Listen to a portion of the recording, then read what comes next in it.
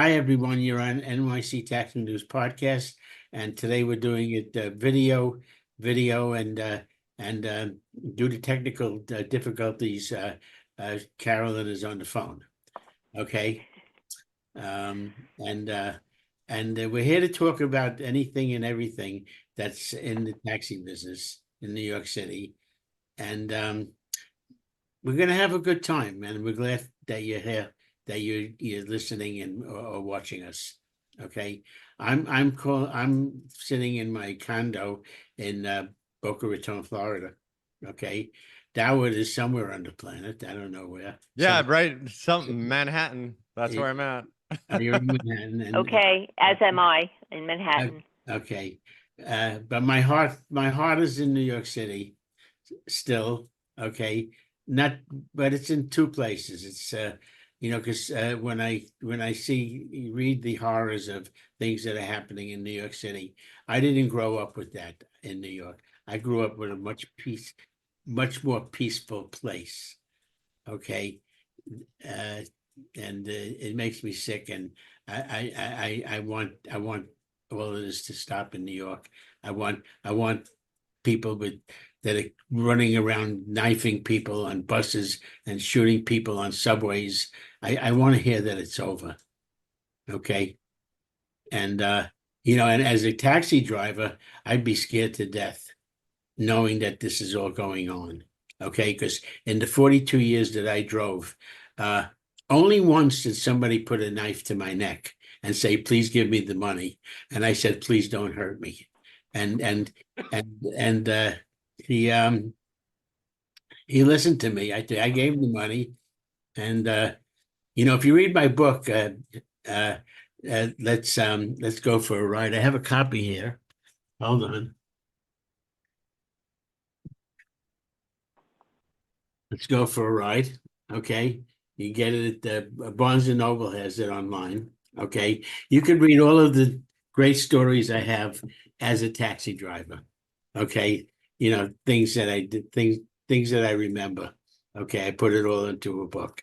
Okay, along with the writings I did for the mini press for years. I wrote Cab Gab.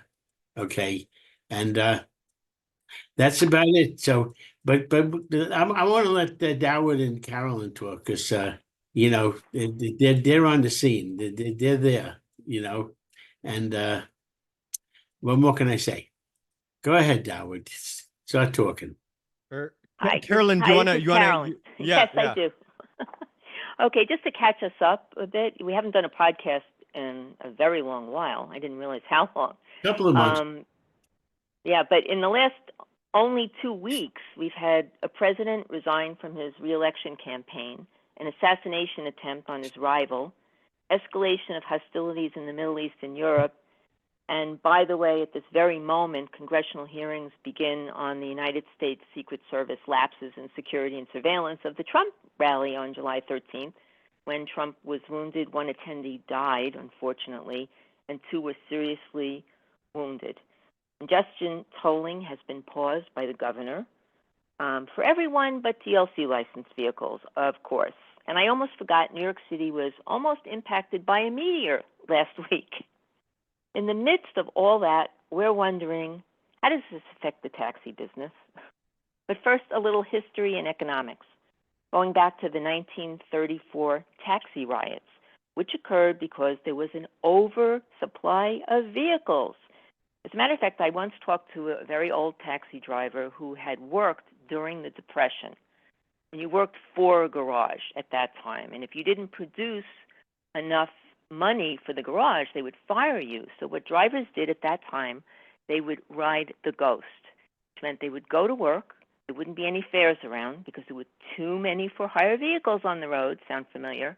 They would turn the meter on. Then they would take money out of their own pocket and pay for that fare, which never actually occurred, and give that money to the boss at the garage. That's how bad things were until they finally, city got it under control, passed the Haas Act, and limited the number of for-hire vehicles on the street. Because the law of supply and demand cannot be revoked in spite of the Taxi and Limousine Commission's magical thinking. Okay, here's a few figures, April 2024, which was the latest I found on the TLC website. There were 818,000 trips per day. There's 180,000 licensed drivers and 118,000 actively licensed for-hire vehicles and taxis. This doesn't work. It never worked, and it's never going to work in the future for drivers because there's an oversupply.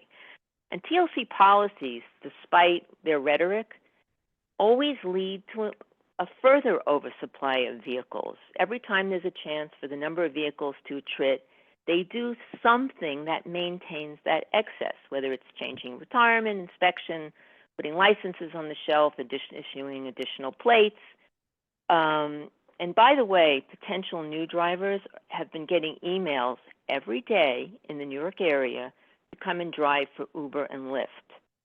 Uber and Lyft trips declined 5% comparing March to April 2024. The drivers don't have enough work and are being locked out of the app, which brings us to the notion of incentives. Every time you enact a policy that is perceived by drivers as beneficial, what happens? You get more drivers, which lowers the income of each driver because there's only a finite number of trips. As an example, somebody I know was going to do food delivery for Uber Eats, but he said, oh, I'll wait until they raise the rates if drivers get paid, so, then I'll make more money. Okay, so that's what he did. So he signs up and he goes online, and guess what? He hardly gets any trips. Why? Because everybody else had the same idea. The market is flooded with more delivery guys, so there's not enough work for them. Everybody knows how the law of supply and demand works, and yet for some reason the TLC doesn't take it into account when developing a policy. Every time they create a new policy, they create new problems. Usually the policies are created to solve some problem that they caused. Then they have to do a study, create a task force, hear from stakeholders, have hearings. Then they create more policies, leading to more problems, ad infinitum, rinse and repeat. So where are we, guys? And where are we going next? Are there any solutions to the oversupply? Yeah, Dawood? I think that's a Thoughts? really good, that's really well put, everything you just said. I think, you can go back to this very podcast, what I've written about as well, what everybody's spoken about in that when they released all the, I think we did a podcast called, it was on the back of the article that Dota taxis drivers drop dead. And we were predicting this from that point where, okay, you're going to add an unlimited supply of vehicles. What do you think is going to happen? And then David Doe is on record in his commissioner's corner saying, well, I don't expect there to be a flood of cars because of XYZ. I think there's one thing, and I know we don't want to get into national politics, but it underscores the state of politics, is that if someone makes a mistake and wherever the buck stops, if the mistake is big enough, they must resign, they must quit. At the bare minimum, they must explain themselves to why they deserve to be in the job. Now, again, David was he's a nice guy, so sometimes this comes off as a personal attack, but it gets serious when people's livelihoods are disrupted because you're learning on the job. And so this is all recorded, this is all on record. This is as big of a mistake as you can make. And look what's happening now. There's protests in the streets. I mean, it's not quite to the mid-1930s taxi riots, but now the TLC says, well, it's Uber and Lyft's fault. And yes, while the TLC is technically correct that they're not forcing Uber and Lyft, that's an Uber and Lyft decision. If the way the rules are constructed incentivizes Uber and Lyft to lock out drivers and to game the systems, then they've just been outsmarted. So that's also a failure. Being outsmarted is also a failure of policy. So I think at this point, without listen, I genuinely wish the TLC success, because without a successful TLC, we don't have a successful industry.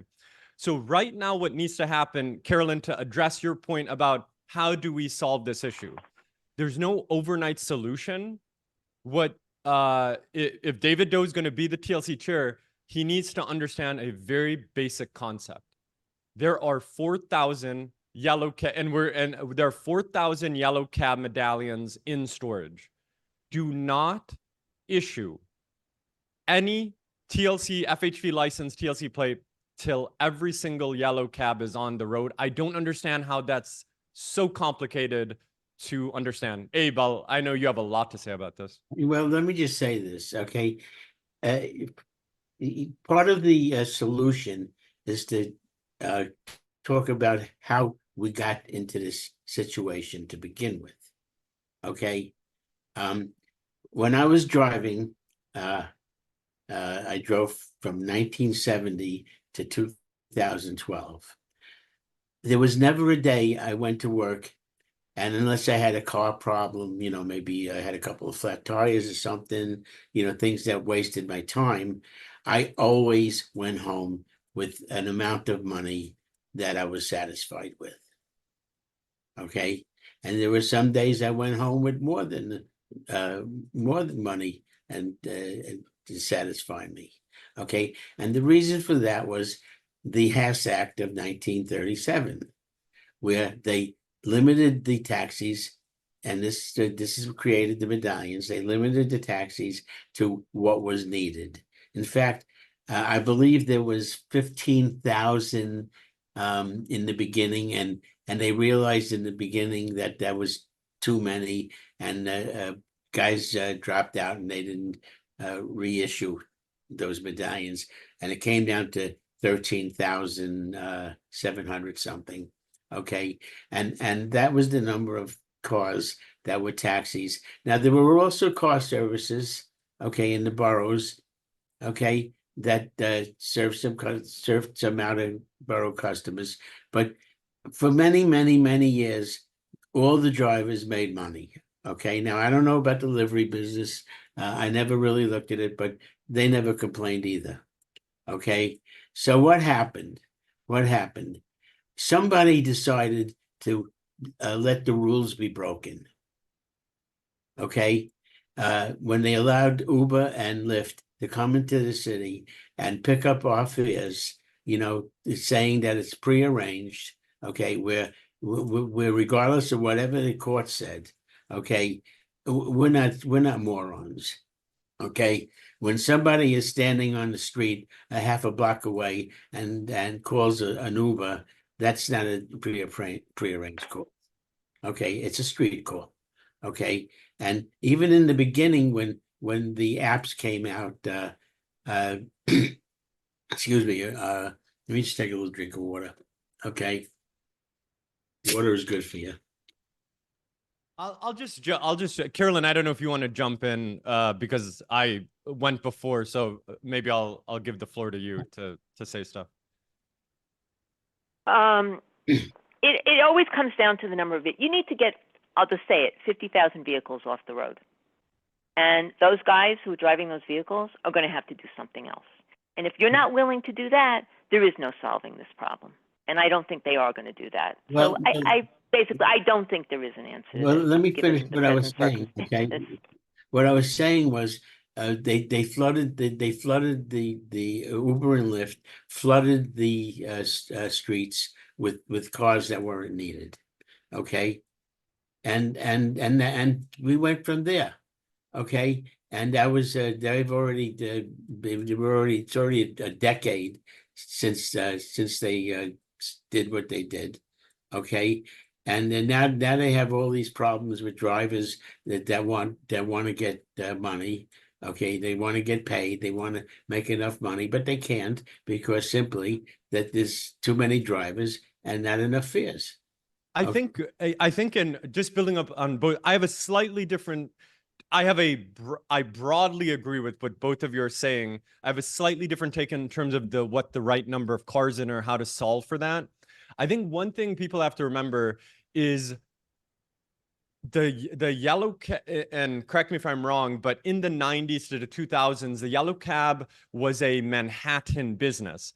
And that's why the green cab arose, for example. And so in terms of limit in terms of how many cars need to be taken off. I actually don't think it's 50,000.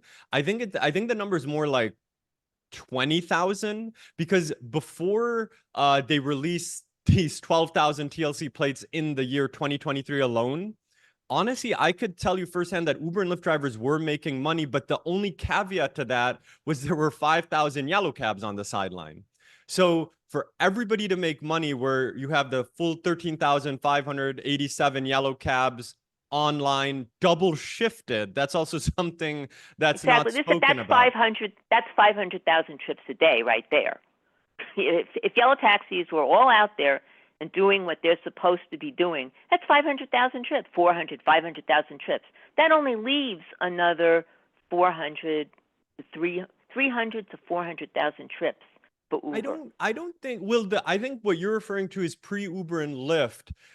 There was roughly 500,000 trips when yellow cabs had the majority of the market share. What Uber and Lyft changed was they grew the entire market.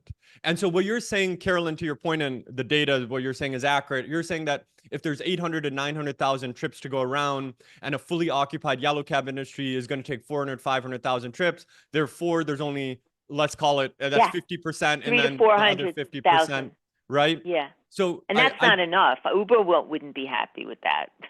Yeah, but what about the black car groups and the liveries? The way I viewed is that with the yellow cab industry might never ever get back to the 400 or 500,000 market share, because a lot of that market share was driven by hand hailing, because that dynamic has fundamentally changed, where the percentage of people who street hail a car is now 10-15% of the market. Now it's kind of I'm observing it coming back. I don't, the data I think will eventually reveal that. But let's say the run rate of street hailing is going to be, I don't know, 10-ish percent, 15% of the market, maybe 20%. I think the yellow cab market is going to be like 200 to 300,000 trips on street hails. And then, as you might know, and I've been speaking to a lot of yellow cab drivers, they're getting a fair amount of trips via Uber, which comes via curb and arrow technically. Right. And nobody seems to know what the numbers are, because the TLC has told us that they are not tracking those numbers, which I find very hard to believe. I want to say something. I want to say something here. Okay. The latest thing is this lockout, they call it, right, where Uber and Lyft lock the drivers out so they don't have to pay them for their time, and the drivers are saying, well, we want to be on. Well, we're on for what? I mean, if there's not enough fares, it doesn't matter. Okay. However, 4,000 medallions are still off the road. There are $4,000 that these people could buy them or drive them for a fleet owner or something. And at 4,000 taxis is 8,000 jobs. Okay, because you got a day shift and you got a night shift. Okay, so some people like the day shift and some people like the night shift. Me, I did both. I liked the night shift in the beginning, and then later on in my career, I did the day shift because I liked the day shift also. Okay, but each cab has two drivers at least, or three drivers. The weekend driver, the guy that wants to work just on the weekend, okay, and give those guys off. Okay, get those yellow cabs on the road and let these people stop moaning and groaning about lockouts, because nobody's locking you out in your yellow cab. Okay, you're just going to keep working, and you're going to wait for your fares. If you don't sign them on the street, they're gonna you use the apps, curb, arrow, right, and even Uber gets in there. Right. But I think, Abe, to your point, is there enough, let's say overnight 4,000 yellow cabs got on the road, and those drivers, is there enough at this point? The- Because then you might have an issue No, where the no, no, yellow let cab me- guy let might me- be not you may- locked out, but there's no fares for him. You may get less fares at night. I'm talking about the wee hours, maybe from midnight to 4 in the morning.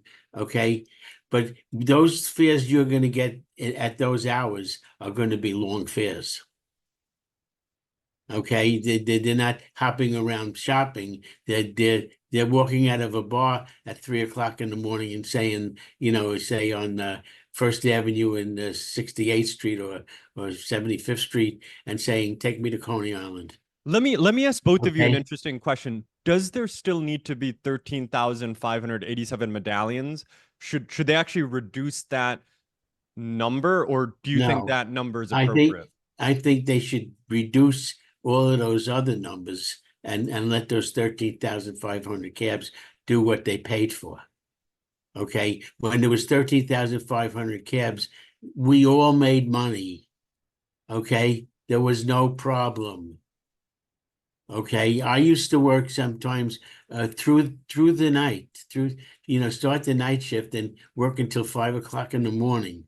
Okay, and I was never worried. I was never, I can remember a fare I took to from Manhattan to Jamaica. Okay, Hillside Avenue, I think it is. Where Queens Boulevard ends, right? Okay. Uh, and I didn't go running back to Manhattan. I started taking Queens Boulevard back to Manhattan. I guess the Okay. point I'm making Yeah. is that it's very, and again, I'm coming from a different angle here, is that I think there's sometimes in the yellow cab community in alternate history no cars would be added. What actually would have happened was they would have auctioned off 10 or 15,000 more medallions if Uber Lyft doesn't exist. But I guess to address where you guys are coming from is we are where we are type of thing. And yes, there can be an argument back in 2014 or 2015 when de Blasio tried to cap it, they didn't cap it. But now to undo all of that is very difficult. So from where we are at today, how do we get the cabs occupied? Well, they undid it in 1937. But we can't. What I'm saying is that you I could know what I'm you could saying is agree. Yeah. the problem was there in 1937. There was too many taxis, and that's why they reduced them to the medallions. Okay, saying only you guys can work, pay for your medallion, and you'll have enough work.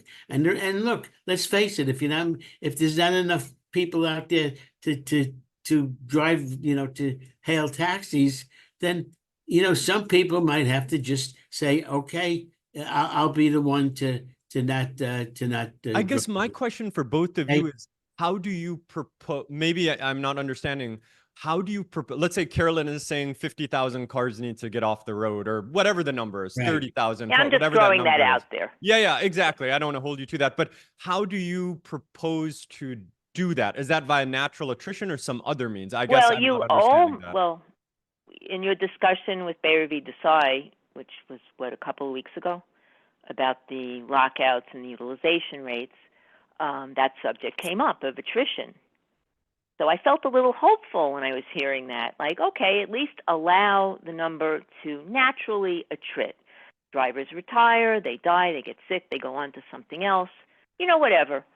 But then Beta V threw out this idea that, well, any plate that becomes inactive, it should be made available to drivers who are renting vehicles so that they could have their own plates.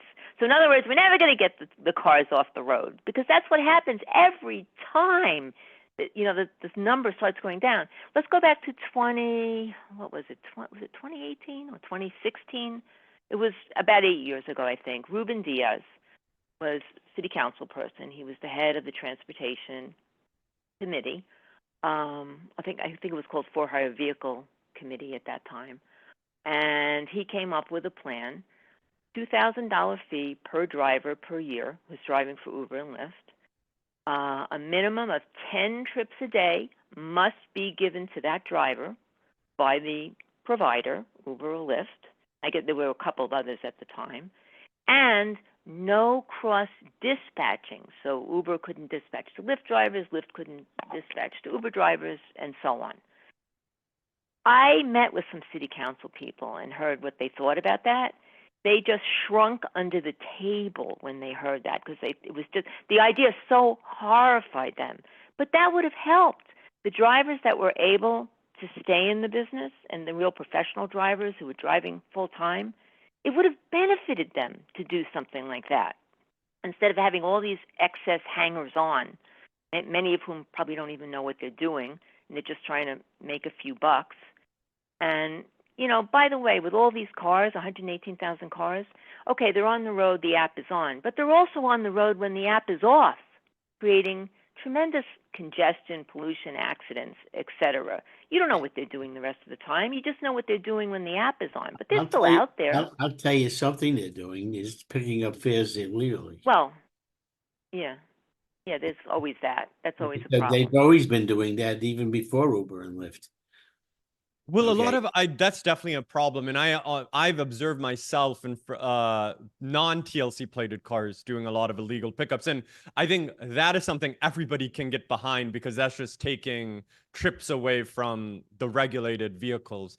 But just double click on even when I spoke to Byravi, I actually said, well, the yellow cab, if you heard that conversation, which you guys did, I said, well, the yellow cab guys are going to be upset about what you just said to reissue it. I think there's this uncomfortable truth that no one wants to say, but I'll say it, is that there's a lot of, and I know this market well in terms of the Uber and Lyft side, where there's a lot of Uber and Lyft drivers in New York City who are basically, quote unquote, stuck in rental arrangements. And I'm referring to not someone who just started, but someone who's been in it for 5 to 7 years. I think what people are trying to say is like, we understand you're stuck in a rental, but by the way, in the 90s, when someone was stuck in a rental, they paid for a taxi medallion. So is that kind of the point people are trying to make, that, listen, you gotta, if you want to be in this industry, you got to invest in it. It shouldn't come for free. And what they did was they ruined that for thousands of drivers when Uber and Lyft came along.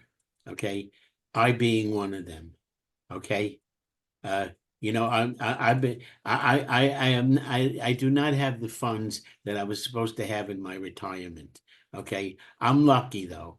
Okay, because I found other means to get money. Okay, but there are probably thousands of people of my era that you know, they've been swept under the rug, like, oh well, that was then, we don't really care.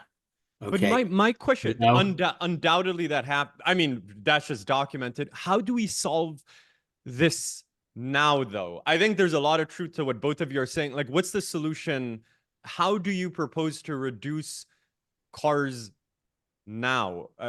How would you think about that if you were the TLC chair, for example? Well, I wouldn't have issued 1,000 electric vehicle plates. I wouldn't have done the street hell livery plan. I wouldn't have done any of these things. I wouldn't have allowed the plates, you know, that were basically inactive during the pandemic to come back online. That was the golden opportunity during the pandemic. You just could have written all those plates off, but they didn't. So that tells me they're never going to. So I don't think there's anything you can do. You know, and by the way, I think you and Bayerview are right, you know, when you're saying that the EV industry and the charging industry, you know, riding into the future on the backs of for-hire vehicle drivers. Because this way they have a captive I think that's market of people who are going to buy, you know, the charges from the stations that they're supposedly going to build all over the city. Absolutely, that's what happened. And that may or may not work out depending on what happens in Washington. You don't know that if Trump is elected, if any of this is going to continue. I mean, he's a very transactional guy. He's getting $45 million a month, not directly to him, but I think it's to one of the PACs from Elon Musk, who, of course, produces electric vehicles. I'm sure Dara Khosrowshahi must be trying to, you know, get in touch with the Trump people in case he gets elected. And they're already in with the Biden/Harris people. So I don't know what'll happen. But Washington's policies are going to affect this bigly. as Two, Trump two, sometimes two says. things I want to say here. Number one, with all of the artificial intelligence around, the artificial intelligence shouldn't have any problem figuring out how many cars were needed. Okay. Okay. And once that's figured out, you could start looking for ways to get rid of the rest of them. Okay. And number two, what about these driverless cars? Okay. When is that gonna kick in New York? And suddenly nobody will have a job. Yeah, no, I think I was talking to someone, Abe, I'm really glad you brought that driverless car point up. I think right now everybody's focused correctly so on the politics of electric vehicles. As someone who knows the business of cars and all of that stuff, it's very simple. You don't need to mandate EVs. If EVs are indeed cheaper, taxi drivers, TLC drivers will buy EVs. You don't need to mandate it. Why would they No, but why would they buy a I'm not hybrid? talking Yeah. about electric vehicles. I'm talking about Oh vehicles yeah, no. So without drivers. exactly. So I'm saying as it relates to everybody's distracted by an EV mandate on, forcing people. Right now in San Francisco, this is not even science fiction at this point. There are paid autonomous trips being done by Waymo. And so in the city of San Francisco, you have autonomous vehicles competing with San Francisco Taxi and Uber drive. That's not even science fiction at this point. Right. And so I think, in my opinion, that's kind of like a 10, 15-year thing that's developing. But if you think all cars are going to be autonomous in 10 or 15 years, drivers and policymakers have to be thinking about that right now. And how do are you planning just to completely disintermediate the drivers, or does the Medallion become an AV license, for example? So I think that discussion needs to be had more. I know some council members have brought that up, but that's a really good point as well. I'll tell you this, I would rather trust myself behind the wheel than nobody. Mina, sorry, Mia, you would crush yourself, but Mina? I trust myself. Oh, trust. Oh, okay. I would trust myself behind the wheel than nobody behind the wheel. Okay, a computer behind the wheel, or however it works. But Okay. to your the reason I said AV is another interesting point is let's say in the year 2045, 2050, all cars are EVs, or sorry, AVs, autonomous vehicles.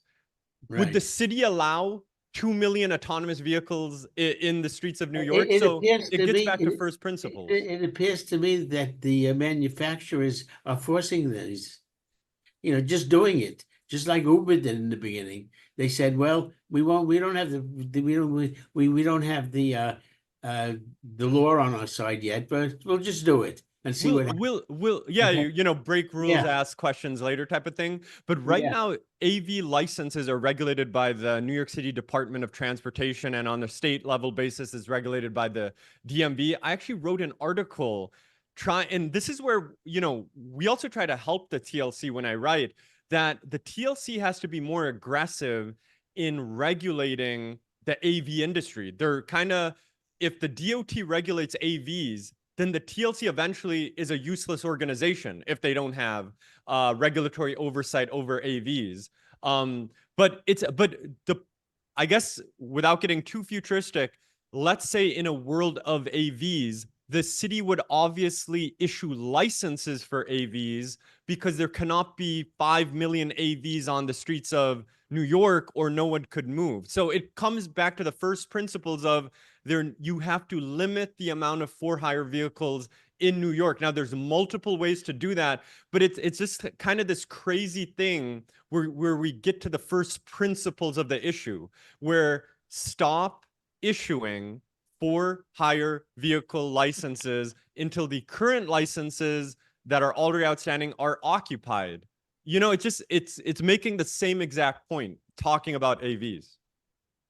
Well, there is I- something called a need for service. And traditionally, when municipalities decide to put something new out there, first they decide if there's a need for service. Like, do you want to add more for hire vehicles to the streets? But they never did anything like that. They just let, 70,000 additional vehicles loose, and let's see what happens. Let's see how that works out, which is so inefficient because you don't need 118,000 vehicles to do 800,000 trips a day. And I think by the time AVs are on the streets of New York City, it'll be only AVs.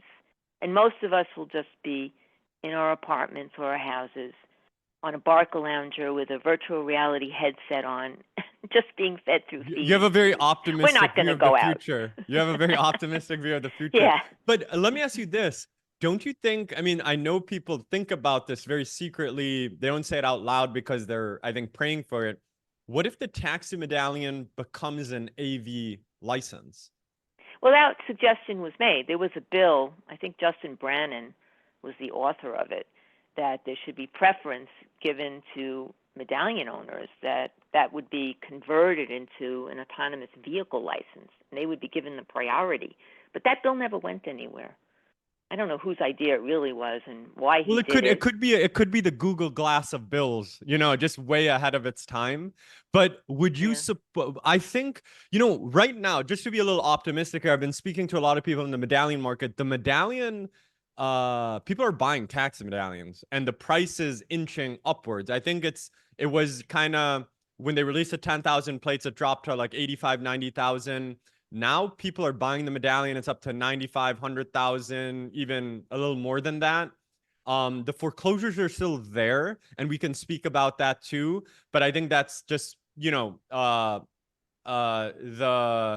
from the MRP. Exactly. That's Relief kind of the Program. site. It's being cycled through. I know there's financing available via Marblegate. They're basically willing to give financing for people who buy their own medallions. So that's how they're divesting it. So that's happening. So I do think a part of the taxi medallion thesis is that, you know, when you make a bet on the taxi medallion, you might be thinking 5 or 10 years down the road. I think an element of the bet is, I think people think there's a 5 or 10% chance that the medallion becomes an AV license. What do you guys think about that? Yeah, well, that depends on who's in office, you know, and who they're connected to and who's funding them, you know, basically, right? Because that's how things work in politics in the United States. So, you know, we'd have to see. Well, let me say this. It would be good if you owned a medallion and when AVs came around, you could own an AV. But I don't think that's going to happen. I think that large corporations are going to own, you know, with big numbers of AVs, you know, 5,000, 10,000, okay?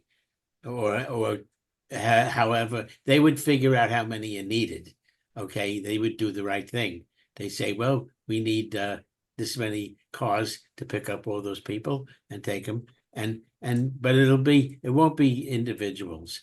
It'll be big corporations. So you think your prediction is that the individual drivers will be completely disintermediate, completely lose their job? They may be bought out for a small amount of money. Like eminent domain style bought out kind of thing? Something like that, right. Okay. I agree. And we're going, you know, not way into the future, but, you know, somewhat into the future, you know, say maybe 20 years from now or I mean, I don't know. You can't guess how long. I think it's. But they're on the road now. They're on the road now in San Francisco. They're on the road in Austin, Texas. It's not just one city. It's wherever they can get into without being told get out. Okay.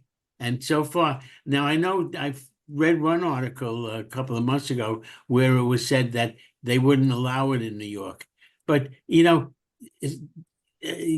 administrations change, you know something. I'm going to say something.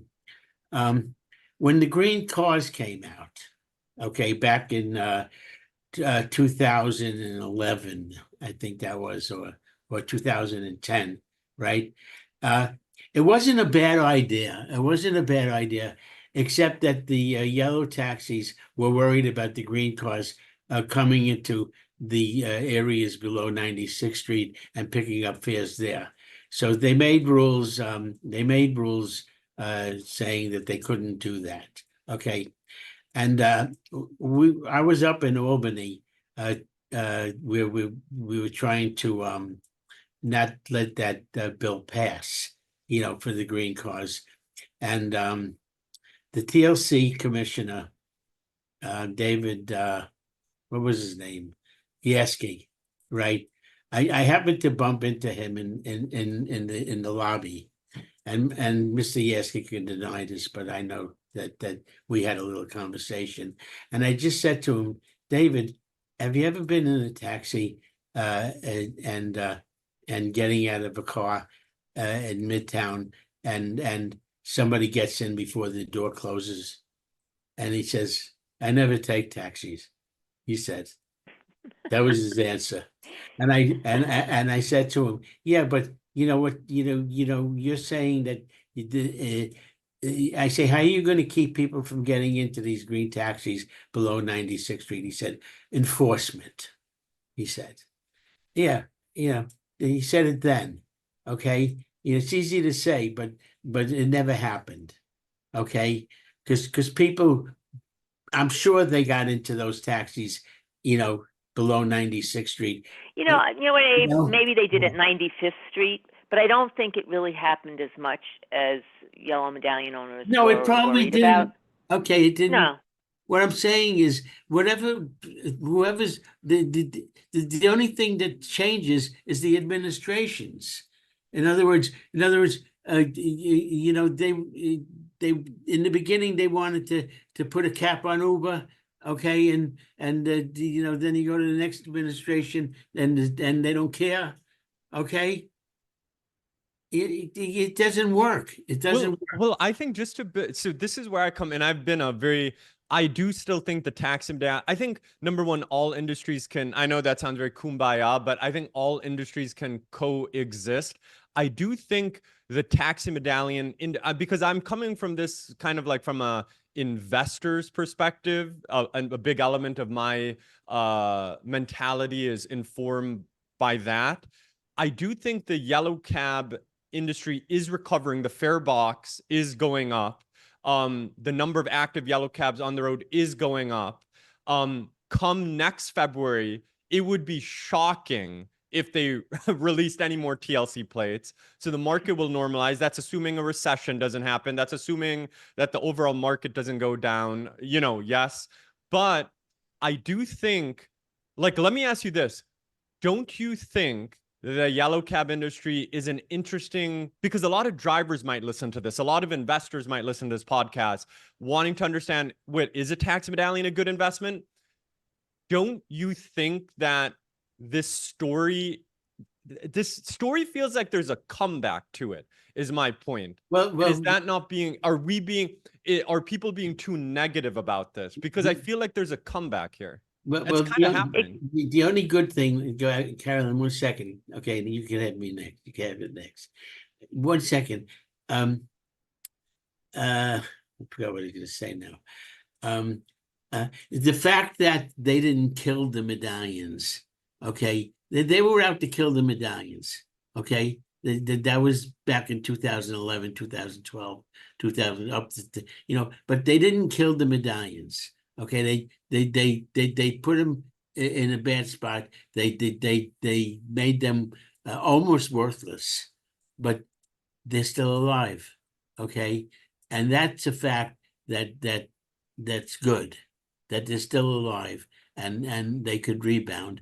But it's the difference between driving a car and relying on somebody else to get your business than driving a car and hunting for your business yourself. Okay. And in New York City, driving a yellow cab, nobody told me, hey, I got a job for you. You just rode down the street and you got a job. Okay. And if people don't like hailing anymore, they could hail with their smartphones, yellow cabs. Okay. But the fact that Uber, you got to get your job from Uber or you got to get your job from Lyft, okay, and the fact that you're working for them, okay, they're using that as a thing. Well, if they're working for you, then you got to pay them whether they have a fare or not. It doesn't work, okay. It just doesn't work. they're locking them out because they don't have fares for them and they don't want to pay them. Well, let them just drive on their own in a yellow taxi and pick up the fares. And if you don't think you're doing well, you're not having a good day, well, go home. There's always tomorrow. Okay. I got nothing. That's it. Okay. I've we said. should Go ahead. we should touch on, does Uber make money? Because until very recently, Uber was losing $1 billion a quarter. So I don't know. I mean, supposedly in the last few months, they finally started turning a small profit. But if you pay drivers more, which I think is sort of where Beta V Desai was going in her quest to help the drivers, where's that money coming from? How does that work?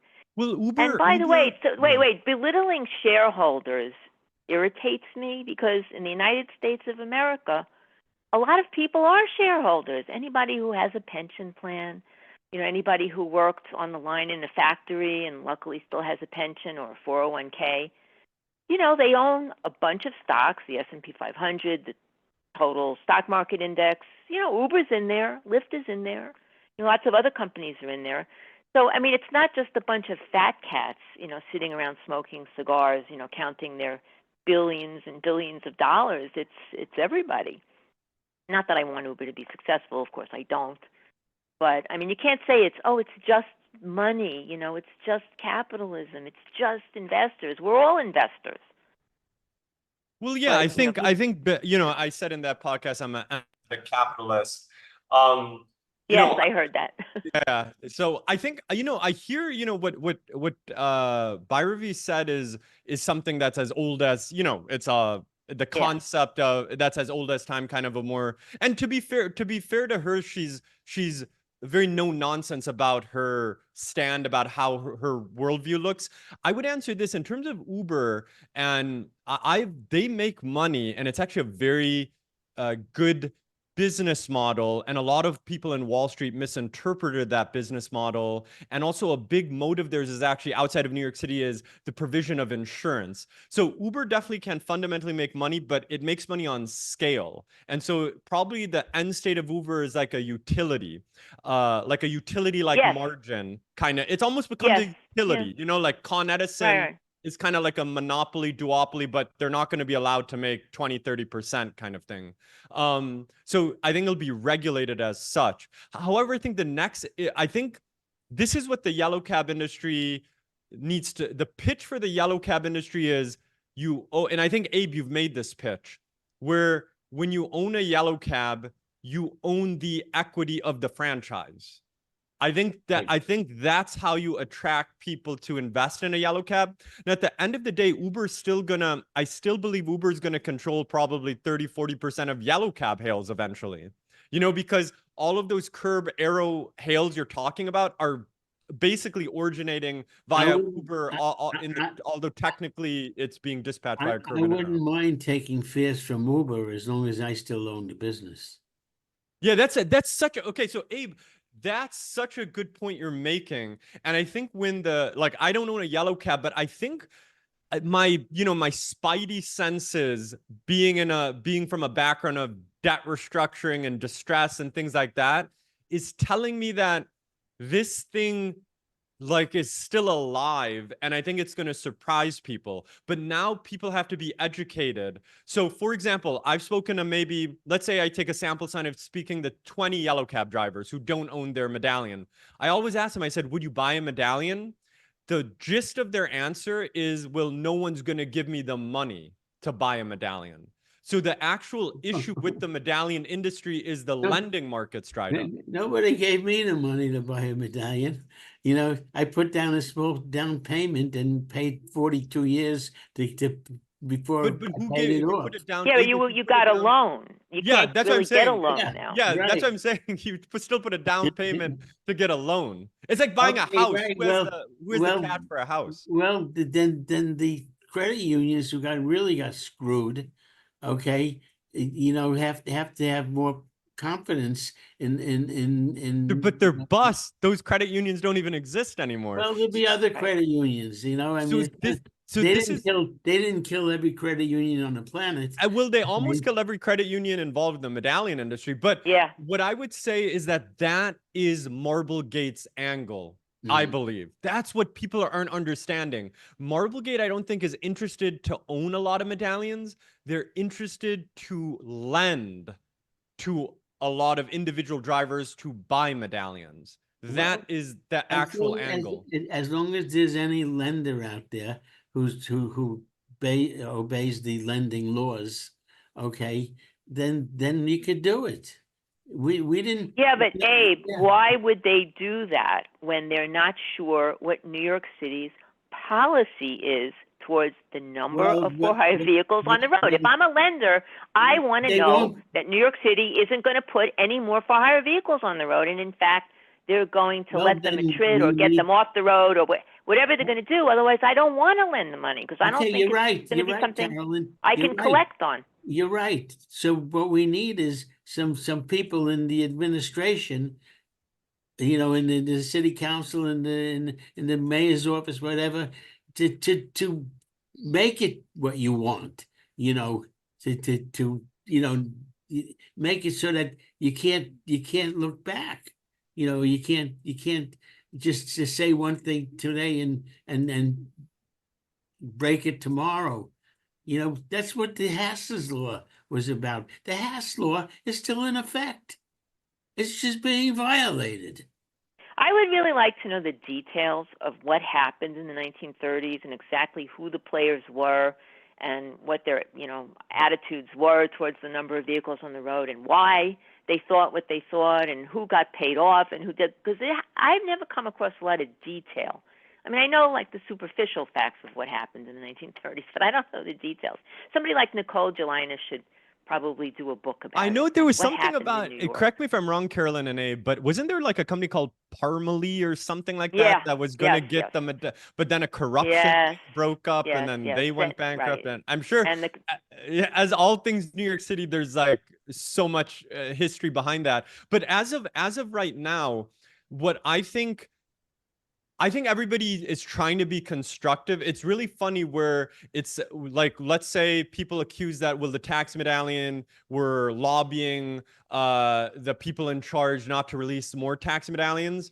I feel like what was very obvious that happened is that they released electric vehicles. They put it on quote unquote predatory leasing companies. Now, one of those quote unquote, the biggest quote unquote predatory leasing company, and they're obviously not. I mean, the math of it, they could one day become predatory. I'm not saying that, and it should be regulated like they did with lease caps. But right now, it's not predatory. People are just upset they got to pay money for a car type of thing, which is just like it is what it is. But out of the irony of this is they just bought 3,000 plus Fiskars. So the people that you demonized to release electric vehicles might be the very people who are going to help you electrify the fleet in New York City. So I think right now there's way too much politics, and maybe that'll always be the case, but it needs to be more like, okay, I'll give a little, you take a little. Right now it's very like I win. It's very zero-sum politics going on in New York City, where either you're a predator, you're either with us or against us. This needs to end now, or everybody will eventually lose. Because once the administration changes, then the pendulum is going to swing the other way. So I think that's something that needs to change, is that the zero-sum politics of in the for-hire vehicle industry, it needs to be a little more moderate. Where, okay, if you want to electrify the fleets, instead of demonizing an industry, say, can we work with that industry? Maybe we have lease caps. Maybe we have a discussion about financial math, So I don't know. I just want to add that there's all these politics going on. And I guess the gist of what I'm trying to say, especially there's a yellow cab focus podcast, is that I think people want to understand, is the yellow cab coming back, or is this, or is this, or are people just going to talk about it as though it's like a dying thing? I don't think it's completely dead. When Uber and Lyft took over, it came about, and people complained that they were infringing on our exclusionary zone, which is 96th Street to the Battery, okay, and the airports also, okay. they said, well, and we have to, work for people in the far reaches of the city, in Queens and Brooklyn, in the Bronx, and they didn't do that.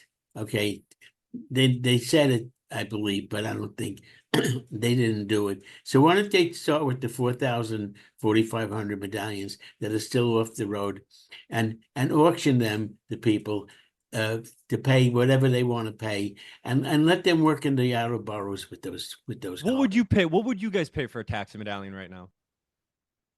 If they were telling me that I could have some exclusion in the outer boroughs, I might pay 50,000. How about you, Carolyn? Would you buy a Okay. tax medallion, or you It don't trust? depends how they're going to regulate. And since I Right, don't know that, I right. can't answer the question because But that's medallion fundamentally. system. But that's the bet. That's the bet that we have to. You have to project the regulation. Well, how about that they start regulating you using GPS and the satellites to figure out who's picking up who when. Okay, that exists. Okay. And where are they picking people up, and just sell them to work in the boroughs, okay, and let the remaining yellow cabs, get their exclusionary zone back. Wait, I'm Okay. Abe. I'm quite. So you're saying the 4,000 or 4,500 medallions, but there might be owned by someone, so you can't necessarily take those medallions and auction them off. But let's. Well, then let them work it. I mean, they're owned by somebody. They're worthless right now to them. They're sitting on a shelf all these well, years already. Abe, there's one thing that might be missing here, where they might not have the money to buy a car to put the medallion on. They might not have the business, let's say someone who's 85 years old who used to drive that medallion. They might not have $75,000 to buy a Toyota Sienna Wave to then put the medallion on, then to rent it out. Sell their medallion. They're getting nothing for it now. Just sell it for whatever you can get. Who is the buyer, though? One of these guys that are complaining about their being locked out. Interesting. Okay, that's a fair point. And you're saying that person should be willing to pay $50,000 for that, right? But make it so that the 50,000 is an asset and not a liability. And your point, and so what I'm trying to say is that, or your point is multiple. The pitch to that Uber driver is you should buy this medallion for $50,000 because you can own a franchise, yada yada yada. But so I think right now the actual issue is that drivers. This is one thing I'm trying to actually do with AutoMarketplace, and I'm sure you're trying to do with NYC Taxi News, is everybody is portraying the taxi medallion industry as dead. No one is speaking constructively about this industry. And if that doesn't change, no one's going to want to buy a taxi medallion.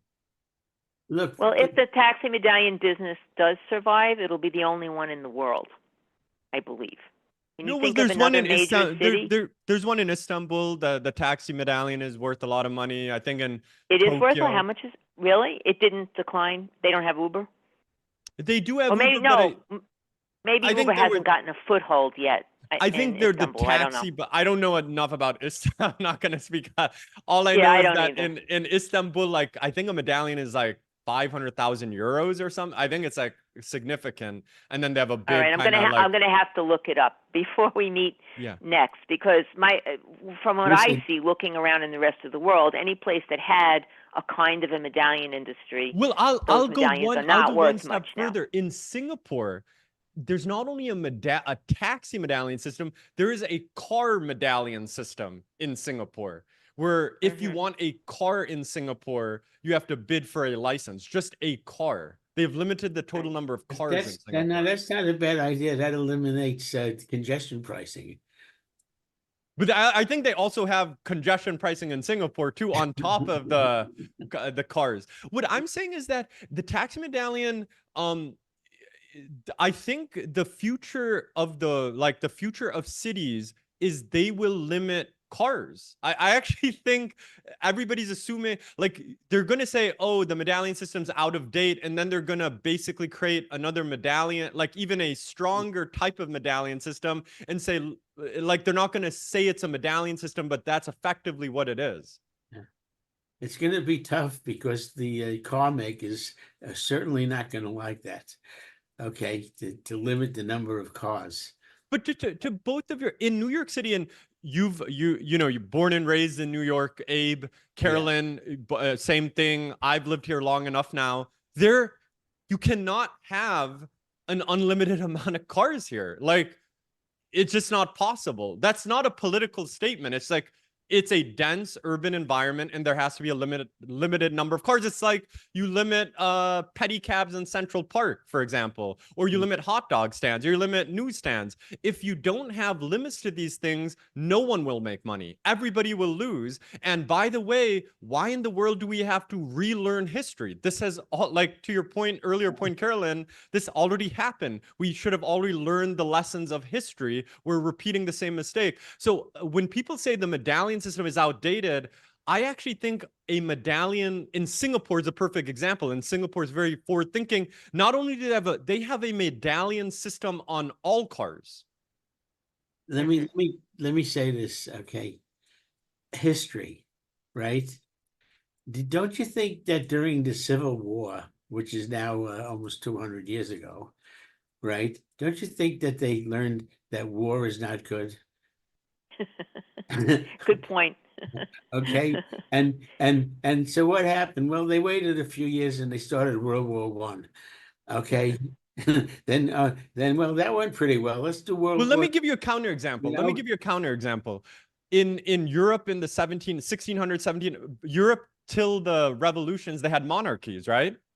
And then monarchies no longer exist in Western Europe or all those places. And that's a dead thing. You know, the king and queen of England aren't going to start ruling England again. So yes, you can use the example of people will always fight. I'm not saying, why can't we all get along? People stop fighting. Yes, that will always happen. But I'm also saying things that were accepted as wisdom, that was like, this will never change, does change. And it'll be a back and forth. But I think the way this medallion thing is being told, the history of the medallion is being told in a way like, oh, there's a greedy Wall Street cigar smoking fat cats that, like made a lot of money on the medallions. But the genesis of the medallion system was totally different. It was like, it was chaotic. The depression was going on. I don't know the history, to Carolyn's point, but basically, there's an airport named for LaGuardia. There's a reason for that. He probably was a much loved mayor of New York because he was here at a time that was really difficult and he helped people. He was the mayor during the Hess Act.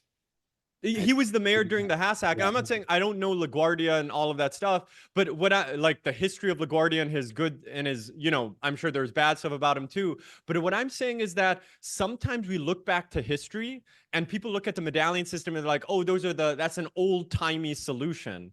And it's like, is it? Well, like, let's just analyze it. Like, maybe you could tweak their idea a bit, but look what we have right now. They try to come up with a utilization rate formula. And then what happened? Of course, Uber and Lyft are outsmarted the TLC. If you understand what utilization rate is, it is trying to ensure that there's only Y amount of trips for X amount of drivers, and the growth for both of those things have to be limited or no one will make money. How is that not an exact repeat of what happened in the 1930s? And so instead of coming up with this, the other thing about policy, I'm sorry, I'm going on a rant here, but I'll end with this. If with the utilization rate formula, a thing that I've seen, I did a video about this, is if you cannot explain the policy you're making to the drivers that it regulates, that is bad policy. It is so complex that no one understands what the heck a UR is. But if you go to the first principles of what the policy is trying to solve for, what it's trying to solve for is you need to limit the amount of, you're trying to protect driver earnings. That's what the policy is trying to solve for. by limiting the amount of drivers on the road for a limited amount of trips. Well, they shouldn't. They shouldn't lock people out. They should just eliminate the drivers they don't need. They should have instituted Ruben Diaz's plan, because requiring that the service dispatch 10 trips a day or whatever number you want to make it, that's a far easier way to do it than a utilization rate. And there's something very funny and ironic and silly about the utilization rate. If I was a driver and there were a number of services that I could sign up with to dispatch to me, I would pick the one that had the worst utilization rate. Because if the TLC was enforcing it the way they're supposed to, the amount of money I would get per trip from the company that has a bad UI rate would be fantastic. I could just park my car under a tree, sit there, have lunch, listen to the radio, play video games all day long. I would occasionally get a trip, and they'd pay me a lot of money for that trip because they had a bad utilization rate. So if they have a good utilization rate, I'm going to get more trips, and I'm actually going to get paid less per minute and per mile, but I'm putting more miles on my car, on my tires. I'm burning more gas, more oil, more repairs, more chance of an accident. So it's very perverse in a way. Only a labor economist like Paget, and I forget the other. It is Reich, that, was the other and by name. the way, that policy, Carolyn, to your point, it only applies to bases with 10,000 trips more per day. I know. If you actually, and I I know you know that, but the thing about the utilization rate formula is that it's so academic. It's so like it's probably concocted, to your point, like some university professors like, oh, I figured out something no one figured out. It's like it was. Paget is a labor economist from the New School. The other guy, Reich, is from University of Southern California. And I'm sure they're smart people. I'm not saying they're not intelligent, but they're trying to reinvent the wheel. Literally, they're trying to reinvent the wheel with this, where limit the amount of for-hire vehicles and drivers, if you want to go that route. And by definition, the utilization rate will be high. And also, if you create, and you both of, I'm saying stuff that both of you know, but also with the UR, a very unspoken, very complex point, more complex, is it actually embeds Uber and Lyft's duopoly further. Because anytime a base passes the 10,000 trip threshold, that base is out of business immediately, because their UR is going to be horrible. So this utilization rate thing was a noble idea that is so broken that, but then there's egos involved. Well, I don't want to reverse a policy that's bad or make me look bad. I don't want to ever admit I'm wrong. And that's wrong. Right. Well, what they do is they double down, because now they've rehired Paget. I'm not sure about Reich, and he's doing a new study to come up with, whatever the pay formula is going to be going forward. I'm sure for a couple $100,000 too, right? It's like they paid McKinsey $4 million to study garbage. Yeah, you can find it on the New York City checkbook website. You can see every contract the TLC has ever issued and who the money was given to and what it was for. Not a lot of detail, but you can see that Uber has huge contracts with the Department of Education to schlep students around during the Summer Rising program. Students and their parents to work and back from work to pick up the students and take all of them home. Uber got that one. I think this goes back to when we had that podcast and they released all those TLC plates, and we had a pretty impassioned discussion about this not being a game, that what happened to Doug Shifter and people like that. There's an element of this is like, there's one thing that like this guy's an idiot, that guy's an idiot, but like this is actually impacting real people, and they have families and they have earnings. And so outside of all the political stuff, like the lockouts that are occurring, like why are we using these people as pawns in some political game? These are the last people that deserve this. And so, well, look what happens to soldiers in any war. Talk about being used up, for cannon fodder. That's like the ultimate terrible use of human beings. It happens all the time. If, for example, if David Doe said, listen, I made a miscalculation, but I'm going to solve for this now and I understand the industry better. Okay, fine. If he admits that, we can all move on. But if you're going to triple, quadruple down that, I'm right, you're wrong, it's Uber's fault, it's Lyft's fault, it's everybody but my fault. Everybody else is guilty but me. You can't interact with someone like this. You can't interact with an institution like this. This is nuts. And so I guess at this point, this is the importance of media. What we're doing right now is that what we're trying to say is that you had those protests. Nitro had a protest. Probably over 1,000 drivers showed up. And in that protest, what is the TLC saying? It's Uber and Lyft's fault. Okay, part of it is Uber and Lyft's game, but how in the world are you not taking any accountability for flooding the market with vehicles? It's crazy. Yeah, they're not. And as a matter of fact, I saw David Doe, not at that rally. I don't know if he was at that one, but he was at a previous one. And he said something about how getting Uber and Lyft to install more rides on their apps, as if a unicorn could just come along and sprinkle more rides over the drivers' heads as they're going down Fifth Avenue. I mean, talk about magical thinking. Where are these rides supposed to come from? There's one good thing about the presidential nomination and election, and that is every presidential elimination. We know what you mean. Yeah. Okay. Well, the year later is the mayor of New York. Right. Yeah, but you know what? He's getting challenges from his left mostly. So depending on how you feel about the left, which I don't feel too encouraged by having somebody to the left of him, taking over. I don't really hold out much hope unless, somebody more sensible comes to the fore. Let me say this, and just because it wasn't your fault doesn't mean you can't correct it. Right.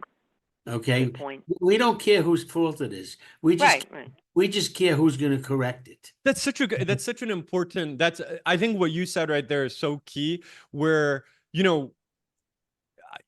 I think with any politician or anybody, like, these regulations aren't like this, this impacts a lot of people's lives. Like, this is very serious, And so if you get too kind of I'm right and everybody else is wrong when you have effectively control over so many people's lives, that is a really dangerous mindset to have, because then no one is comfortable communicating with you. No one is comfortable making suggestions. So in any case, I think we're basically repeating what we've said since all of us have done this podcast. You've been doing it more than longer than I have, is that the way this industry functions, this is not controversial. There can only be so many cars and drivers for so many trips. And every time you increase the supply, surprise, surprise, chaos ensues. Like, how many more times do we need to see this occur? But I guess, we're all saying the same thing. I can answer that, because there are some things on the horizon which are not good. There's a bill floating around to allow minivans to pick up hails. And it doesn't say specifically in that legislation, we only mean way out in the boroughs, somewhere in Brooklyn. We don't mean in, Midtown Manhattan. It doesn't say that. So theoretically, that could be anywhere. So that's another way of diluting the value of the medallion. You're talking about the commuter van industry? Yeah, the commuter. So should that come about? Also, there's a bill that Bob Holden, who I think is a very reasonable guy, and he's a pretty good city council member from Queens. He's like a common sense kind of Democrat. He's part of that common sense coalition of Republicans and Democrats in the city council. He has a soft spot for horses, I guess. I know he's Irish. I don't know. Maybe there's something to do with it. I don't know. Horses? But he has a bill, Bob Holden. He has a bill to replace the horse carriages with electric carriages. Okay, fine. So you'll have electric carriages in Central Park. Not horses anymore. Oh, well. But the horses are out of the job. Horses are out of the job. Yep. No, that's not the bad part. The really bad part is they're not limited to Central Park. These horseless carriages will be all over Manhattan, in front of hotels and restaurants, and stores. picking up tourists at the bus terminal, the train terminals. Okay, so it says 64 of them in the legislation, but there's nothing in there that says, gee, this is so popular, I think we'll issue some more. Okay, so that's on the horizon. And then there's still this resolution that's floating around by Amanda Farias, saying that taxis should collect fees to be given to Uber drivers to help them buy electric vehicles and wheelchair vehicles. I mean, that's what it says. I asked them about it several times. There's been 3 versions of this resolution, and each time there's this air quote mistake in the wording, which I don't know if it's a mistake or not. David Dole told me, no, that wouldn't be their intention. I mean, that's, silly. But that's what it says. It says taxis shall collect fees to be given to I forget if they called it rideshare for hire or whatever, but to help them, buy electric vehicles and wheelchair vehicles. So when I see things like this, it doesn't fill me with confidence. But maybe the people who introduced these bills will be gone. I mean, maybe the bills will never, come about or be voted on. Yeah. That one about the fees, they have to do something in Albany about that. That's why it's a resolution telling the people in Albany that, this is what we would like you to do. I don't really know how to read the Albany legislative websites well enough to do and I'm not going to do the research. I guess we'll find out about it when it happens. But, I don't know. There's a few things on the horizon that don't fill me with confidence. Ladies and gentlemen, I think it's time. I think we're done. I think Yeah. it's time that we've Yeah. put enough in people's heads to do some thinking. And I think a lot of people are going to watch and listen to this podcast. And I want to thank all you people for doing this. And I want to thank all the people that listens to this to maybe get some thought out there and see what they can do. All we can do is talk, okay? But talk isn't cheap, all right? Not here, all right? So thanks, everyone.